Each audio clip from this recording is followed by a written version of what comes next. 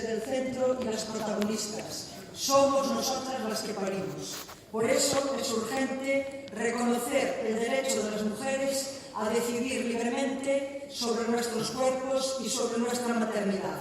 Y para ello necesitamos formación, información, independencia económica y que se implementen medidas políticas que respeten los derechos civiles de las mujeres en todo el mundo, el acceso a la educación, a los servicios de salud sexual y reproductiva, la alimentación, la tierra, empleos de calidad.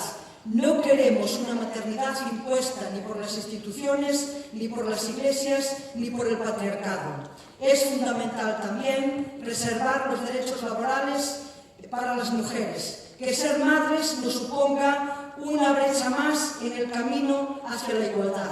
Necesitamos servicios públicos, compromiso en los cuidados y reparto de la riqueza.